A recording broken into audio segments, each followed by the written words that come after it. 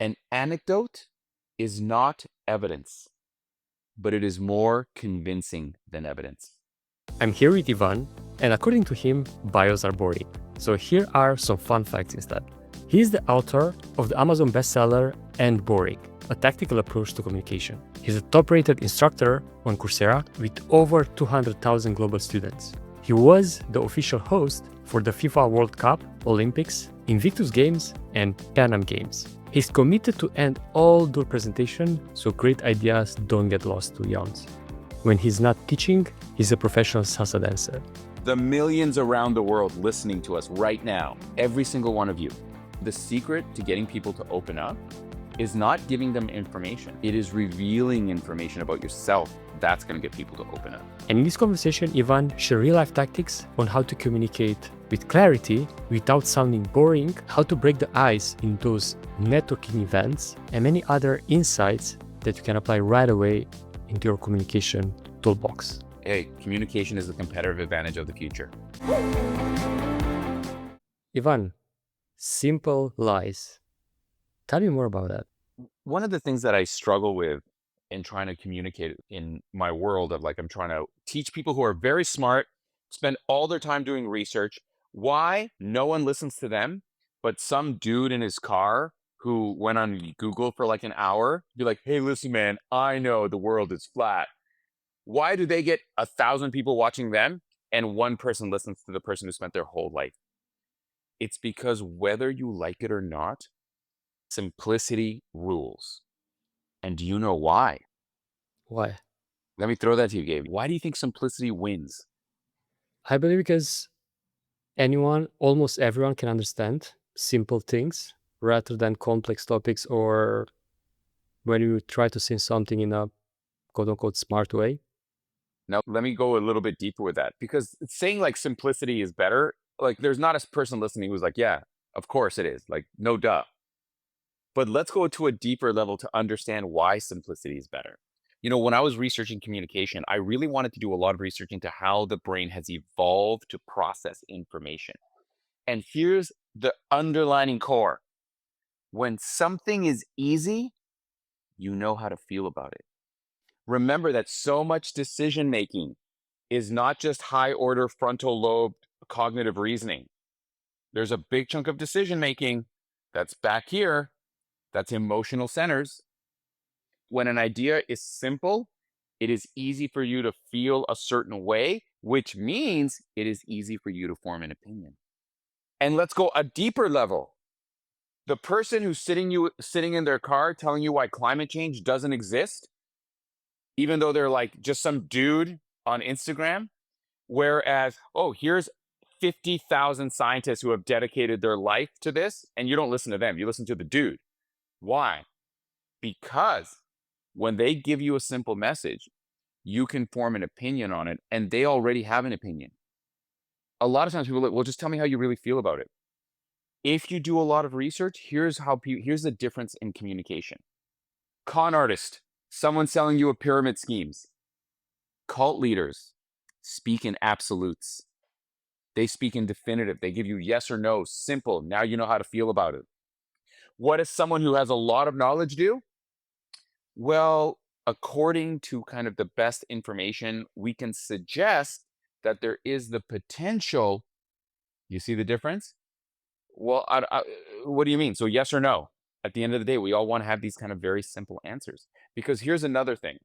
My listening audience, Gabe, do you read? Yes.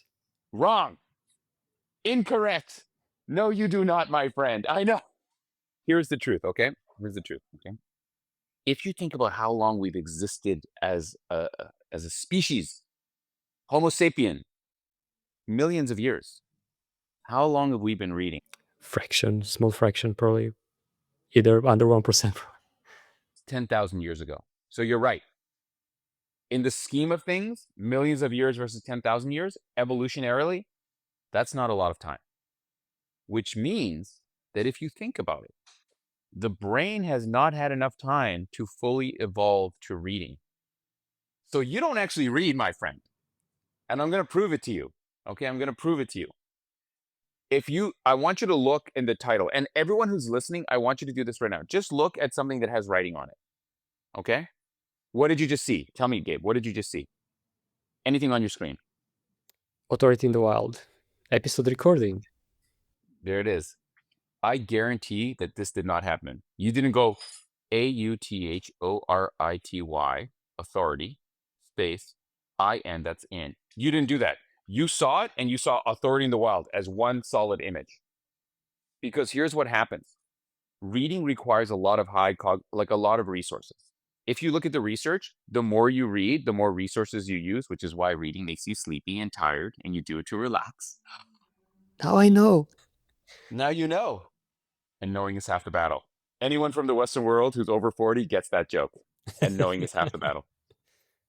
So what happens is this. Your mind essentially creates a schema, which is a hierarchy of information. It's a mental shortcut where it looks at authority in the wild, and instead of trying to process each letter, it sees it as one image, and it says to your brain, okay, we've already seen all those letters in that combination. We're 99% sure it says authority in the wild. And it works most of the time. That's why when, for example, you see a common word, but the letter are messed up, but the beginning and the end are the same, you can read it without even realizing it's messed up. Or have you ever seen those little things? And I do this in my workshops where it says, you read that wrong. Yeah. And you're like, what? And then, oh, yeah, I did read it wrong. And it gets you every time because you didn't read it. Your brain saw that combination and said, we are 99% sure this is what it says. To read it requires a lot more resources. So when we think about the world of communication, and I'll just finish with this, the simple lie beats the complex truth. Another big reason is a simple lie is easier to process. A complex truth requires higher order cognitive functions. It requires you to think outside of the schemas that are your day to day. And therefore, because it requires more effort, you are less likely to do it. Exactly. And we love shortcuts. We love comfort. Yeah. And I will give you some, like, a couple of shocking examples if you'd like. Absolutely. Okay. When people have a cold, what's the one vitamin they always have to take, they should take lots of? Vitamin C. Vitamin C. There is no definitive evidence over the past 50 years that vitamin C has any practical impact on colds. None. Some say a little bit, but it's not significant and it's not replicated. Most say it seems to do no better or worse than doing nothing. Yet, why do we all think vitamin C works? Because a gentleman named Linus Pauling, who was a two-time Nobel Prize winner in the late 60s, early 70s, before he died, started thinking, you know what? I think large doses of vitamin C and vitamins can solve any cold, any bacterial infection. He never really tested it. It was a hypothesis. But because he was so prominent and he spoke with such surety, people started jumping onto that bandwagon and doing it. To this day, we think vitamin C has some sort of an impact on your cold. And I think same apply for toothpaste, if I'm not wrong. And there are a bunch of other examples out there that these simple lies were told to us and you start to believe it because You start to believe it. And then let's go real deep. Let's go real deep, Gabe. Let's get real nerdy. In 1984, the famous book, the famous book 1984? Yep. The main antagonist in the book says a lie repeated enough slowly becomes the truth. Linus Pauling was such a powerful figure, and he didn't mean to lie. He just thought it. He just never proved it. That everyone started repeating it, and now all of a sudden, it's the truth. So our brain loves shortcuts. We are emotional beings. And Yes. still, a lot of us that dedicate our life into becoming expert into something, we struggle to simplify our positioning, to simplify the way you communicate, how we can get better at it. Yeah, it's a very good question, right? If simplicity rules all, how can we get better when we spent our lives and we can't? He's like, it's not a simple concept. So to ask me to explain it simply is unfair, right? Because that's what a lot of experts and scientists would say. Ask someone to explain relatively simply to me. Be like, that's not a simple concept, and it's over 100 years of iterative evidence. I can't just explain it to you simply. That is the challenge. So let's give a couple of exercises for your listening audience. How can you do this better? And let me start off by talking about the Ig Nobels. You know what the Ig Nobels are? Nope. No? The Ig Nobels are celebrated at Harvard every year. And they are a celebration of science that first makes you laugh, but then makes you think. It's like legitimate good science. It's at Harvard. The real Nobel Prize winners are usually in attendance and they give you your Ig Nobel Prize. So I'll give you an example of one of the silly science. It's real, it's good science. Many years ago, over 10 years ago, one of the Ig Nobel Prize winners won the Ig Nobel because they did a bunch of research into why woodpeckers don't get headaches. It's ridiculous, but it was legitimate science. Another one did a research study on how roller coasters and their impact on constipation. Real science, and they win prizes for this. It's very silly. Part of the Ig Nobels is the 24/7 challenge, where you have to take an idea and give a technical explanation in 24 seconds and then a 7-word summary in a way that anyone can understand. Now, for all my listening audience who has to communicate complex ideas, here's how you practice. If you ever have to present and you're struggling to make something simple, you do this exercise. Number 1, do your presentation and time it. Number 2, cut that time in half and cover all the important points again. Number 3, cut that time in half and see what's important. Cover all the important points again. Do it until you can do it in a minute. If I do a 10-minute presentation, I'm going to try to do it in 5. Everything that I cut out of that to make it 5 minutes was unimportant. Then I do it in 2 minutes, same thing's going to happen. Then I do it in 1 minute, and all of a sudden, I'm at the core of what I want to talk about. Then I summarize it in 1 sentence. And if you can't say it in that 1 sentence, it means a couple of things. Number 1, you don't know things as well as you think you do.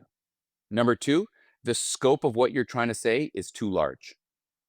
Number 3, you're trying to make people experts instead of making them curious. Because the goal of a really good presentation is not information. What are you going to tell me in 10 minutes that's going to make me an expert? Nothing. Nothing in an hour. Nothing in a semester. But Gabe, if I can make you curious, You'll learn it yourself. you're going to spend more of your time doing stuff. Yeah.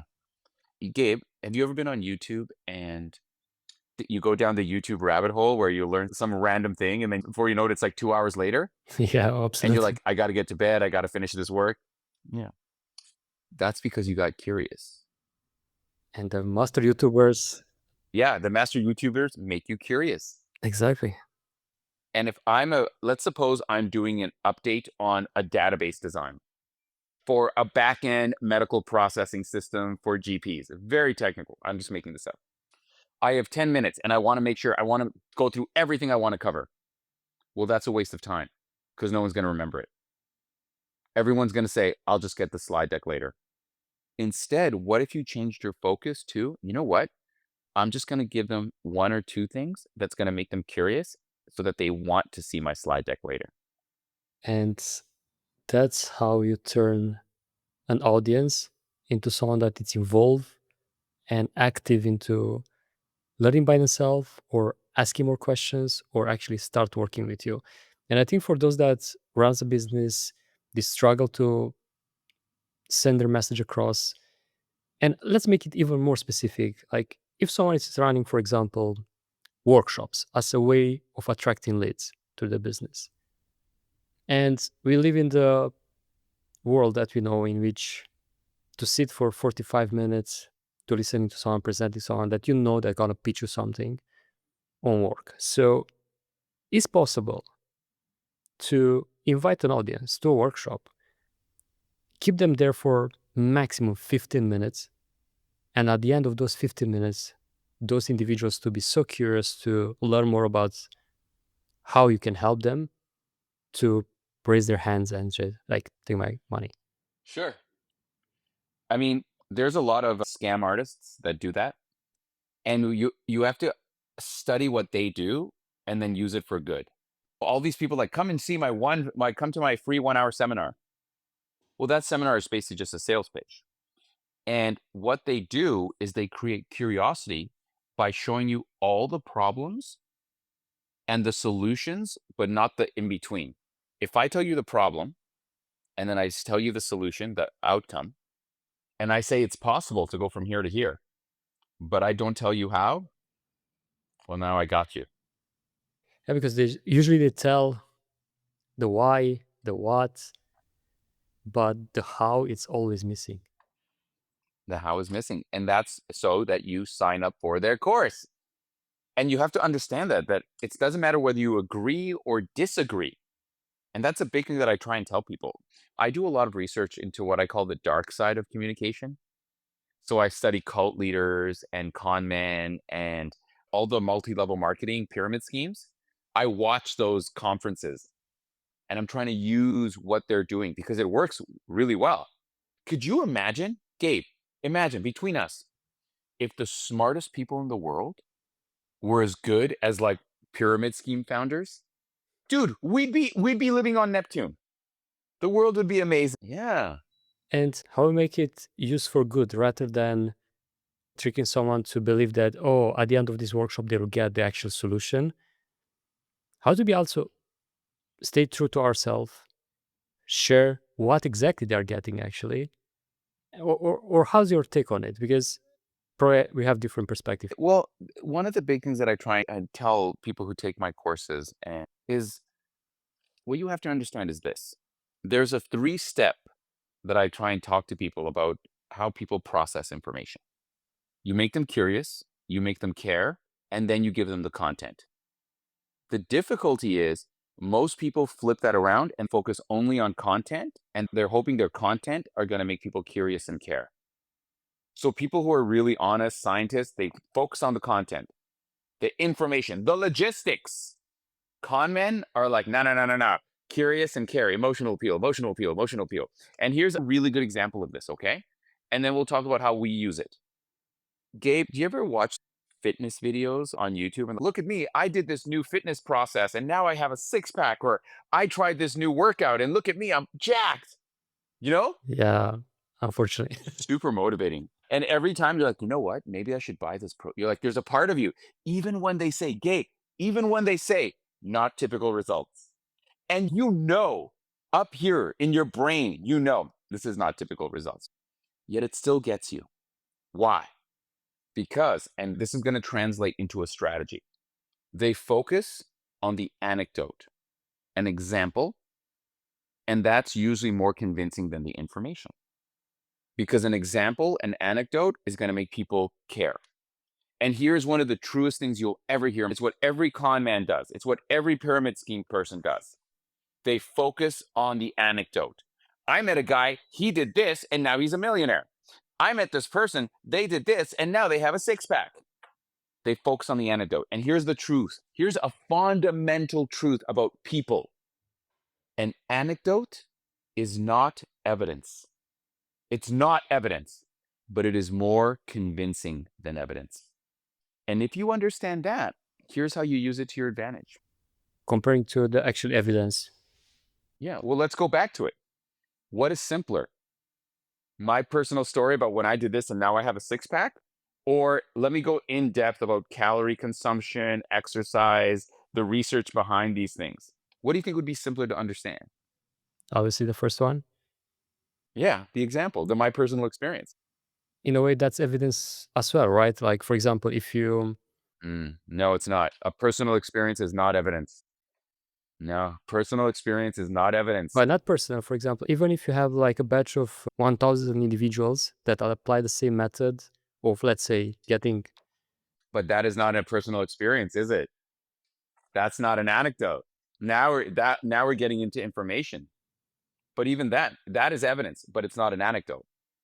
Most people will never look at that study. You know what they'll listen to?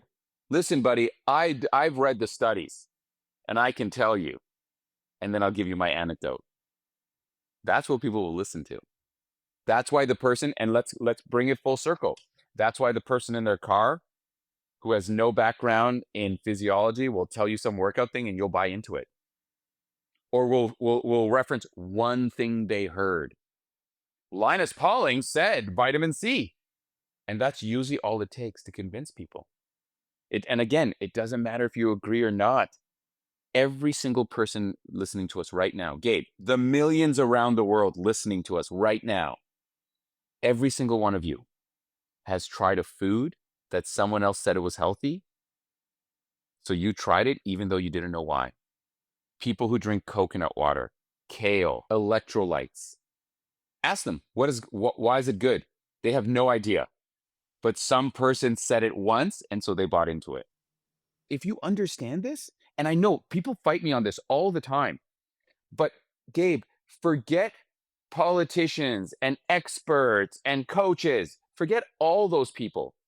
The truly convincing people in this world are almost always like for the bad. Like, if you, again, I go back to this, think about a cult leader. Forget someone, a salesperson. I work in sales and marketing. I know about persuasion. No, you don't. I convinced 10,000 people around the world to put my initials as a brand on their ass. That's a persuasive person. That was the Nexium guy, by the way. And if you understand the power of anecdotal evidence, even though it's not right, even though it's not the best way to make decisions, because it is a simple statement that you can form an opinion about, it is more likely to convince people than the information, because the opinion will make people curious and make people care. All right. So in that situation, even if we rely on these techniques as an ethical individual, in your opinion, we should still use it because it works? Yes, 100%. Because, and I'll give you a really good example, climate change. Okay. There is no debate about climate change. None. Within the scientific community, it's like 99.9% of everyone who studies climate change all agree. The people who disagree are not people who are experts in climate change.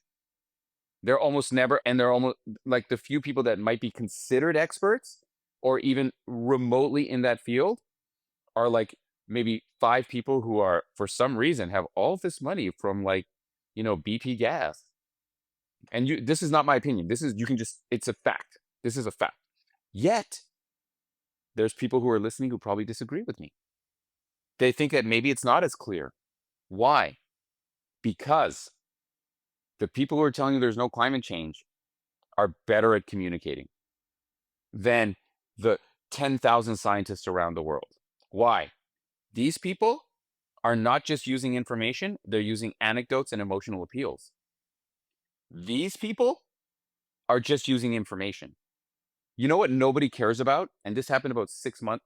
It's happened several times in the past 10 years. 10,000 environmental scientists sign a letter saying that climate change is about to really affect human society. Nobody gave a fuck. Nobody cared. Listen, it's not that cold outside. Hey, listen, hey, buddy, listen, I've done the research. Okay. I've looked at all the studies. I did my research. Okay. And I can tell you, if you really look at the research, just like I did, this is something that happens irrespective of people, and we're going to be fine. Dude, you've heard this. You've heard this. So let me just finish this, Gabe, and let me just finish it. Here's what everyone needs to do. If I'm a client scientist, okay, this is just an example, okay, but if I'm a client scientist and I know the information, I have to start throwing in anecdotes with my information. That's all. That's all you have to do, and they don't do it because an anecdote is not evidence. So people who know the evidence will focus on the evidence. But if you want to be smart, you give me the anecdote before and after the evidence. And the evidence needs to be simple.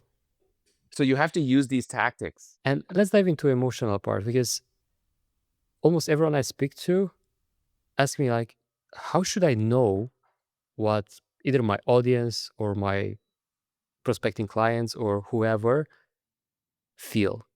How to make them feel? How to make them truly connect with the message that I want to put out there? Sure. Yeah. Well, let's do a total pivot change and let's talk about a different tactic. Okay. Most of us, when we are focusing on sales or we're trying to convince and we want to figure out what our clients are feeling, we'll probably do more talking than our client. And then here's another counterintuitive point. We will ask open-ended questions to get opinions. But that rarely works. I'm not saying it's because you have to add a few other pieces to it. So let me give you an example. If I give you a bunch of information about, like, say, the qualities of, I don't know, what are you into, Gabe? What do you do for fun? Recording this podcast. Come on, give me something else. Yeah, anything you want. Give me something else. Hiking, playing time in nature. Sure. Okay. So let's suppose I'm trying to sell you on coming to a resort. And I go through my pitch about, look at the resort, look how beautiful it is. How's that? And I say, so how do you feel about that? You would be like, good. Like you probably struggle for like, I don't know. So Yeah, it depends. yeah, I can see you. Yeah, it depends. You'd be like, I don't know, I guess, good. And you'd be very hesitant to say you like it because you know I'm trying to sell you on something. So that doesn't work. And then what will I do? I'll talk more. So the secret to finding out what people feel is getting them to talk more. But how do you do that? Yvonne, you just said if I ask open-ended questions, it doesn't work. So what are you saying, Yvonne? Well, here's what you do. Number one, you get people to commit. This is like a process through closed-ended questions. And this is what a lot of pyramid scheme people do. And again, I'm not saying it's good. I'm just saying this is like tried and true methodologies. You got to use the dark side for the good. So you ask a series of closed-ended questions. Yes or no questions, this or that. You give them choices. If you had to choose between this and this, what would you choose? Just out of curiosity. You know what I mean? As they start revealing information, then you follow up with open-ended questions. So I would do something like this. Like if I make it too closed-ended and too obvious, you're gonna see it. So if I say, Gabe, if you say you like hiking, wouldn't you like to enjoy more hiking in your life? Yes. You can see that's, yeah, but that's so obviously me trying to like coerce you. And I would say like, but what if I did this? And I say, oh, so Gabe, if you had to choose, would you like a short uphill or would you like a flat plane as a hike, but like way longer? Maybe Let's just somewhere in the stop middle. in the middle. So you like a little bit of it. So you like a little bit of exercise, but you Yeah, also want to chill. exactly. Yeah. Well, then what would be a good time? Like, what's the length of time you're looking for? If you don't mind me asking. 3, 4 hours maybe. Yeah. And you see how you're struggling to kind of like, what is the time? So number one, by giving you options, it's a closed-ended question. I now have a direction. I have something. You're giving me stuff. Number two, and here's how we go next level, even higher up, to really find out what people are thinking. Let's redo that scenario again. Instead of saying, so like, how long do you like to hike for? Okay. Instead of me asking, because the truth is this, the more questions I ask you, the more hesitant you are to answer them. Because it's one way. Yeah. So I would do this. So personally, Gabe, honestly, a hike for me is 30 minutes. Like legit. If it's more than 30 minutes, I'm like, why are we doing it? This is boring. Walking for no reason. What's the ideal time for you? I love to hike. Yeah, I'll hike for half a day, sometimes for full days, because it energizes me. And yeah, Notice how much more of a sincere answer that was versus 3 to 4 hours. yeah, exactly. Now you're telling me how you feel. So what did I do, Gabe? You tell me, what did I do? What was different from the first time to the second time? Tell me. You allow me to answer openly rather than just force me to choose a numeric time or choose between two options and so on. I did something else. And it's so little that most people never notice it. And I do this all the time to get people to open up. Can you spot it? So first you mention about you not being too connected with this activity, and then you throw the ball at me to share more about something that you know already that I love doing. You got it, Gabe. I revealed information so that you were more open to reveal something back. Reciprocation is how you find out more and more. When I've asked you the first time, I'm like, how long do you like to hike for? You're like, I don't know. Like in your head, you were probably like this, I don't know, man. Why are you even asking me this? I don't care. Right? The second time I said, I'm a half hour or less. In your head, right away, you formed an opinion. You're like, that's nothing. And then I said, so how about you? Oh, me, I could do half. Then you started just talking. So the secret to getting people to open up is not giving them information. It is revealing information about yourself. That's going to get people to open up. That's very interesting because I'm thinking out through this exercise, and even that we are role playing, it came so naturally for me to open up more when you asked the last question. And yeah, simply because I immediately, yes, judge you a bit. And secondly, I was like, oh yeah, I can do way more than that. Comparison came in as well, and feeling different sort of emotions, and even without realizing, because at the end of the day, I didn't realize that. Can I give you a yeah, and this is and I do this all the time. And here's an experiment, okay? Here's an experiment that anyone listening can try, okay? Sometimes when you meet people for the first time, you'll say, "So, what part of town do you live in? Where do you live?" It's a pretty common question. If I don't know you, Gabe, and I'm like, "So, what part of town do you live in?" Anyone who's taken an Uber and the person starts asking you questions, you're like, "No, no, no, no, no, no, no. I don't want to answer any of your questions." So I do an experiment and I invite you to try this. Everyone listening, try this, okay? First, when you meet people for the first time, go to a networking event and just, so what part of town do you live in? Where do you live? And you'll notice they'll be a little bit like, I live in, and they'll give you a very big general answer because you don't want to tell people that because it's one sided. It's me asking a question, it's an interrogation. But, and this is what I do. Here's the other experiment. You tell people where you live and then ask them where they live. So if I'm in Toronto, which is where I am at the moment, I would say, "Oh, I live in the annex. How about you?" Most people would just be like, "Oh, I live over there." They'll just right away. They won't even hesitate. They'll be like, "Oh, I live over here. Oh, I live far away." Like they'll tell you everything. Because when you reveal something, it builds trust. When you reveal something, reciprocation kicks in. Does that make sense?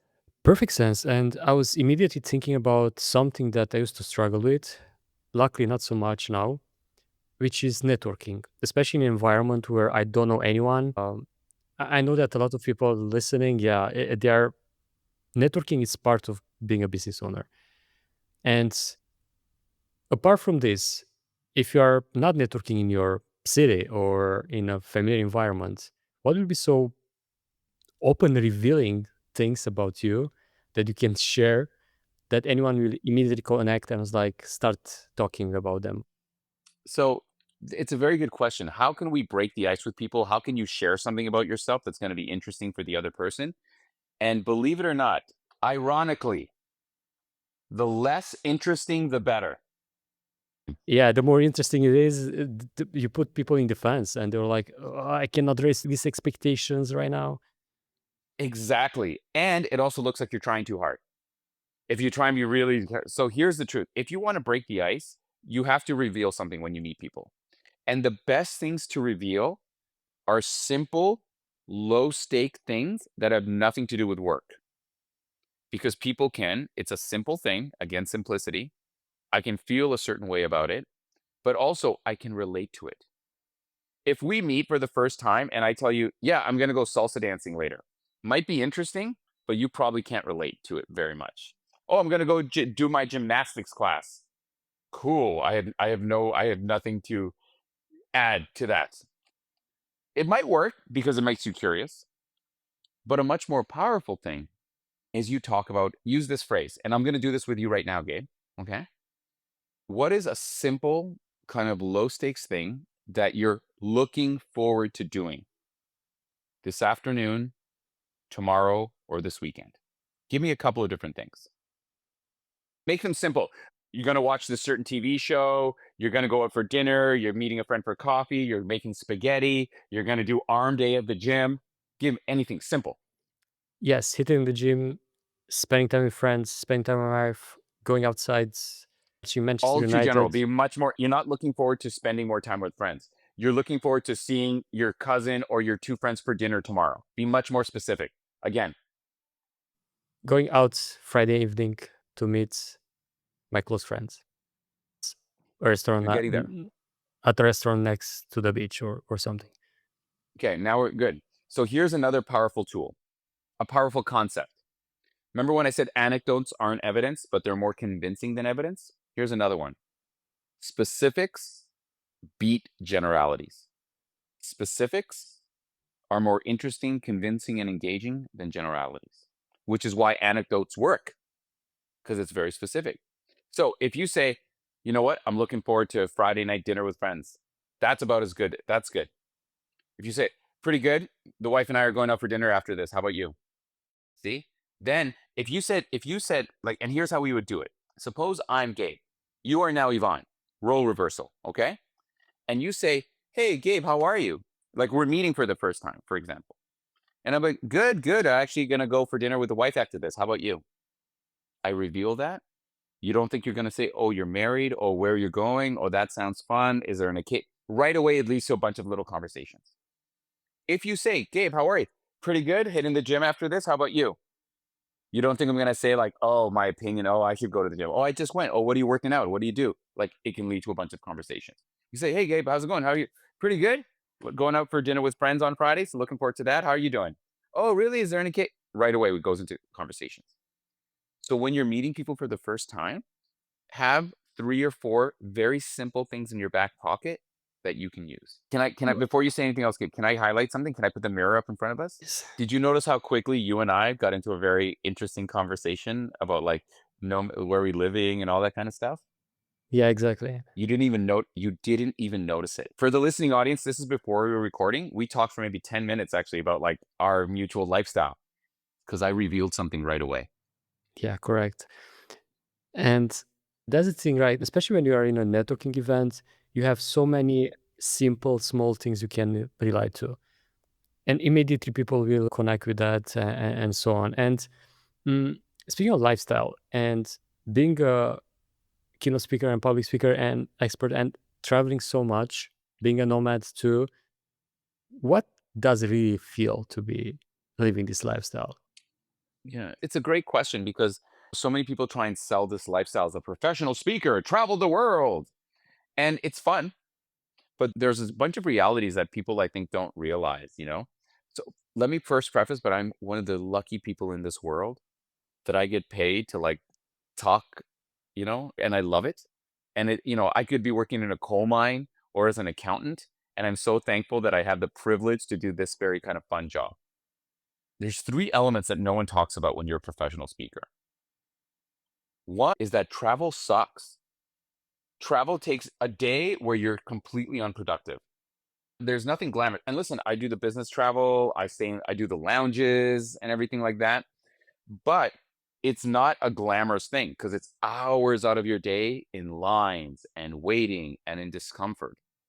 Number two, yes, you get to travel, but you don't necessarily enjoy it for 2 reasons. One, you're usually only there for a couple of days. And two, you're usually alone. I'll give you a really good example. It's an underrated city? Pittsburgh. If anyone's listening from Pittsburgh, Pittsburgh is a great city. It's beautiful, it's green, there's bridges, there's water. It was a really nice city, and I was like, this is a great town. I was there for a conference for 3 days. I spent most of my time when I wasn't doing my presentations and training, just kind of walking around by myself, which was cool. But over the years, that wears on you a little bit because you're always alone. And I was only there for 3 days, so I had to rush, rush, rush if I wanted to do anything. And then the last part I've kind of hinted at is it is a very lonely lifestyle because if you are always traveling for work, what kind of relationships are you making? If you're never anywhere for more than a couple of days, how many people are you meeting? Yeah, true. I know it well. And that's, I love how you portray this because people need to be aware. And those gurus selling lifestyle like this and working from the beach and just traveling all the time.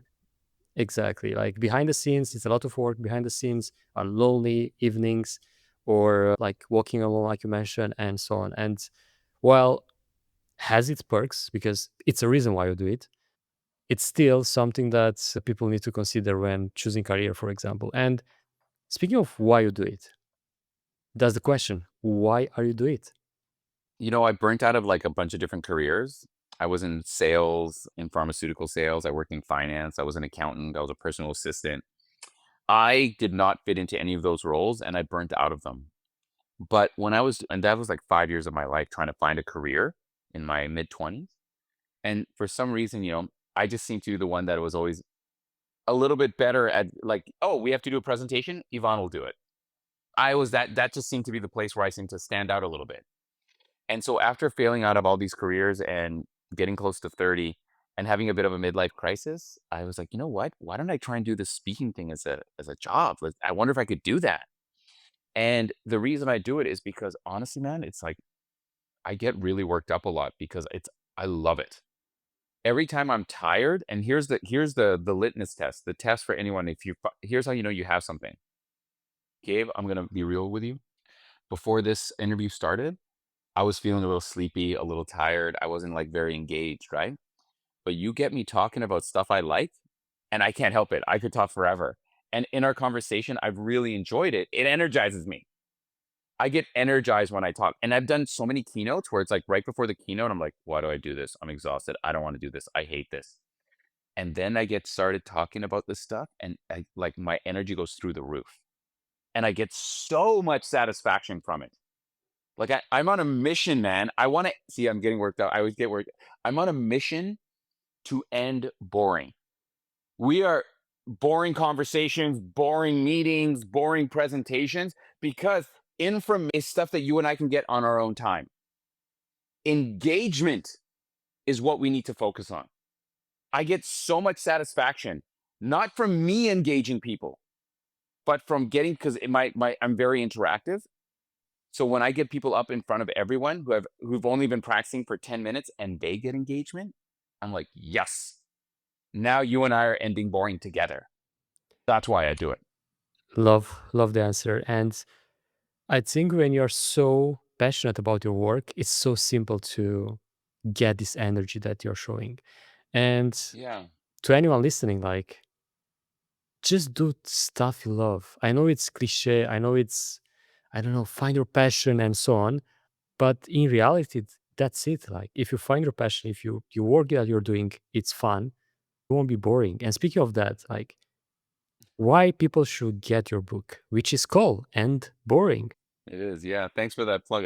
Very good segue, by the way. Gabe, bravo. Good segue on that. I think there's enough ideas in the world. You can watch 1,000 YouTube videos with 1,000 people who tell you about the secrets of communication, the secrets, the art of public speaking. None of them really do it.